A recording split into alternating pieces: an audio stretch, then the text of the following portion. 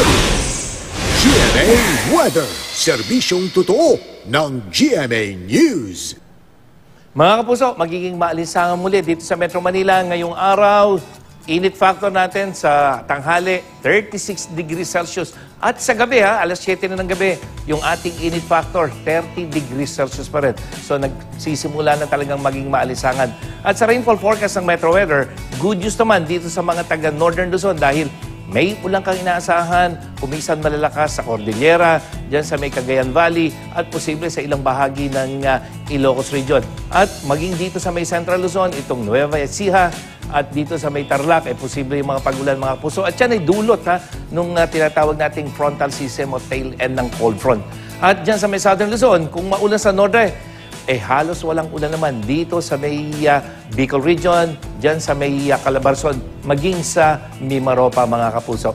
At sa Visayas, ganun din nakikita natin, walang kulay tayong mapapansin.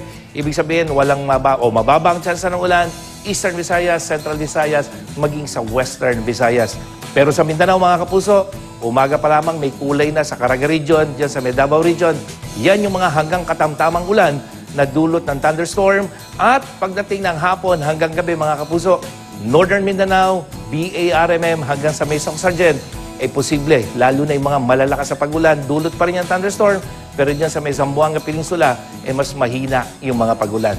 At kanina po, nakapagtala ang Pag-asa ng 68.74 meters na water level dyan sa may La Mesa Dam sa Quezon City. At patuloy yung magbaba dahil kahapon po, 68.79 meters. At mas mababa pa yan doon sa low critical level na 69 meters.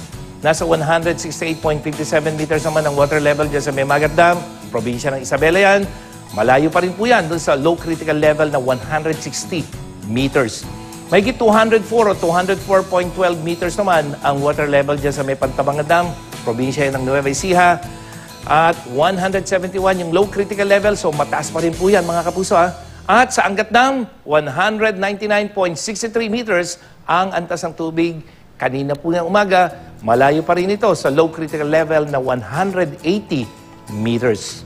At yan ang latest mula sa GMA Weather. Ako po si Nathaniel Cruz, magplano para sigurado. I am ready. Serbisyong totoo ng GMA News.